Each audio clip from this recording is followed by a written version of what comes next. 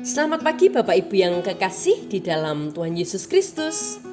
Pagi hari ini saya Eko Wayu Suryaningsih kembali menyapa dengan kebenaran firman Tuhan yang terdapat dalam Ester 6 ayat 6. Ester 6 ayat 6. Kata Haman dalam hatinya, kepada siapa lagi Raja berkenan menganugerahkan kehormatan lebih dari kepadaku. Amin.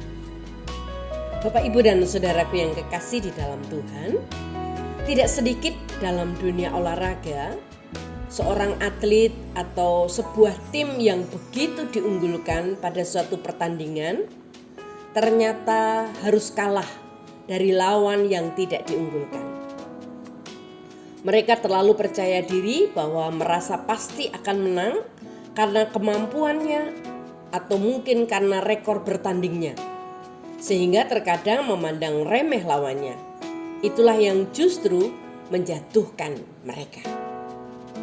Di dalam firman Tuhan yang baru saja kita baca, kisah di dalam kitab Ester ini, di mana Mordekai tercatat dalam kitab pencatatan sejarah, dia telah melaporkan 2 orang yang berikhtiar membunuh Raja Ahasverus. Karena ternyata Mordekai tidak dianugerahkan suatu apapun atas perbuatannya, maka raja ingin memberikan penghormatan dan kebesaran kepadanya. Rencana ini tidak diketahui oleh Haman yang baru saja datang di pelataran istana. Ketika raja bertanya kepadanya, apakah yang harus dilakukan kepada orang yang raja berkenan menghormatinya? Maka ia merasa dan berpikir bahwa orang yang dimaksud raja adalah dirinya. Kepada siapa lagi?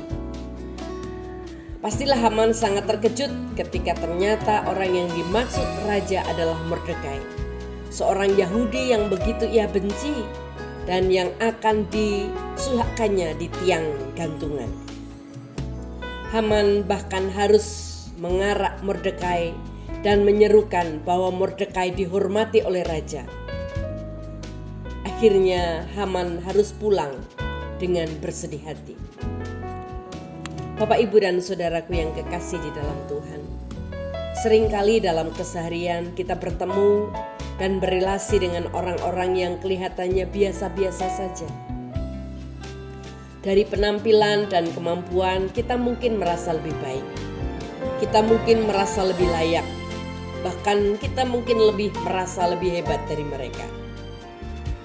Tetapi biarlah kita belajar dari Haman untuk tidak meninggikan diri dan merendahkan orang lain, karena mungkin saja mereka adalah orang-orang hebat yang rendah hati.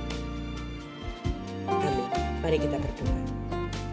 Tuhan Yesus, kami mengucap syukur buat firman-Mu pada pagi hari ini, mengingatkan kami untuk terus memiliki kerendahan hati. Kami tahu Tuhan sangat-sangat mengasihi orang-orang yang rendah hati. Ajar kami Tuhan untuk belajar seperti halnya Kristus yang rendah hati.